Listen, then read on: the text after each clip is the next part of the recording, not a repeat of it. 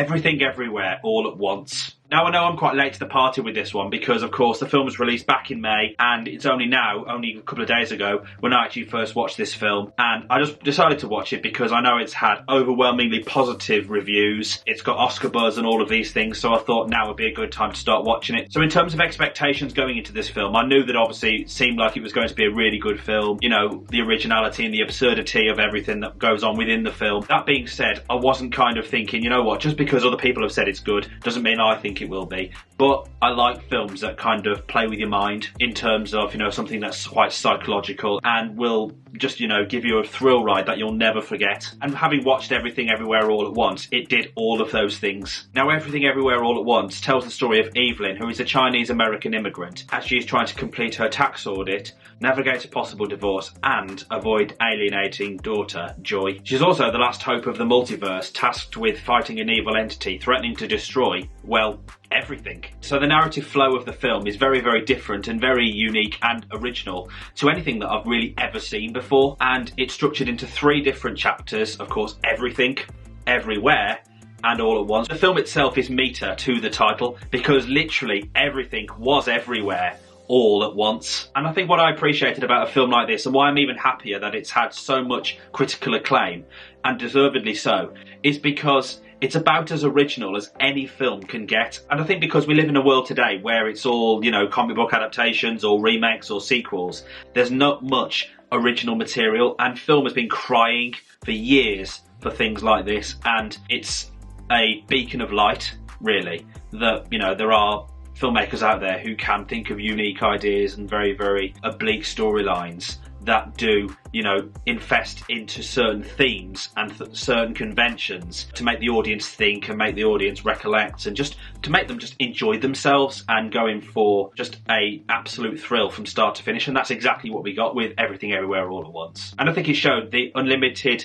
prospects of the human imagination, that it can just take you to different realms and different places and just make you think of so many different things at any given time. It makes me wonder sometimes, because there are filmmakers who've written original stories and have come out and said that story is based off a dream or something that they just purely imagine. And of course the imagination aspect of the film is very intriguing and very exciting, but also just the way that the characters were portrayed and how they were developed makes it a whole lot more unique. I mean, just like the kind of different personas of the characters that we see in this film, like characters with hot dog fingers, or 2 rocks basically talking to each other, in which the on-screen text is the dialogue and the camera cuts between the 2 rocks and they go towards the end of the cliff and they fall off the cliff. One thing that really kind of touched my heart was the Rakakuni kind of storyline. I hope I pronounced that right, because it clearly references the Pixar film Ratatouille, specifically how Remy controls Linguini through pulling his hair. That's exactly what we got in this film as well, because there was a raccoon controlling a chef on the top of his head with his hair. It's the uncertainty and the unpredictability of those kind of characters and why they even appear in the first place. But because the film is about imagination and exploring horizons and just basically the unpredictable things that just go on in your mind, that it just appears. It's just something that's really random, yes, but it works for the nature of the film. So it does have some unique and imaginative intertextual references, and that's why I think sometimes films get criticised for being too open. But when you've got a film like this that has so many different strands to it, it's almost absolutely fine, and it just opens up more theories and more ideas about the characters. It's a film that might leave you confused in terms of its unpredictability and how it just switches from one thing to another very, very quickly, which is a huge credit to the production of the film, by the way, which I'll talk about shortly. But I think it's one of those films in which the terminology is complex, but the actual structure of the film and how the narrative flows from beginning to end is very straightforward, I would say. And that's where it kind of reminds me of something like Christopher Nolan's Inception. It shows what and how much can change in our minds and how easily emotions can switch just like that. And that's exactly what you got in this film too. You know, there were moments when it was tense, when it was happy, when it was sad, when you were angry, you know, all of these things. And I think where the film is particularly good is that it was almost like being in someone else's mind, but it was just on the screen. It was almost like being in my own mind, actually.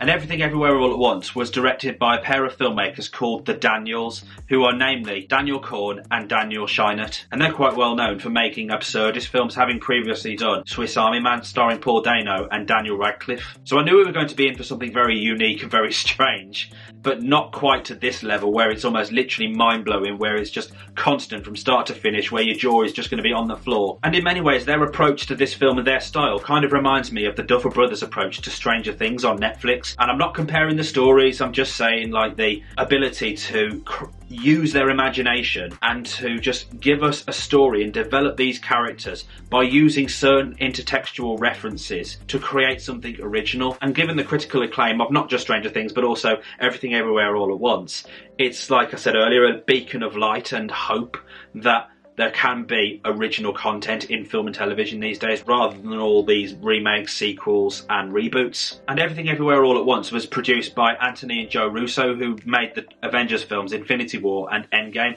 And of course we know now that the Avengers and the Marvel Cinematic Universe are going in the direction of this kind of new multiverse kind of structure. I don't know if it's just me, but that seems a little bit of a coincidence. And how this film was made was absolutely stunning. It really was. The cinematography was just amazing. I think the array of colours and just the attention to detail is something to be awed by. You know, it was just something that really showed how great cinema can be, and just the way that it was filmed was just very slick, especially like the editing as well. How there were a lot of quick cuts, very, very quick ones, consistent ones, like of the close-ups of Michelle Yeoh's character, who we'll talk about later. But it was just incredible how they just switched from one thing to another, and dimensions and multiverses, but it wasn't bloated, it wasn't confusing in that respect. It was just like how things can change at a certain given time, because one minute she's fighting someone and then in another multiverse she's wearing a really glamorous dress, or she's in a relationship where she's got these hot dog fingers, where she's in the restaurant with this Rakakuni character. It just really messes with your mind, and I think it's one of those films that you probably do need to watch again to understand it a bit more, while at the same time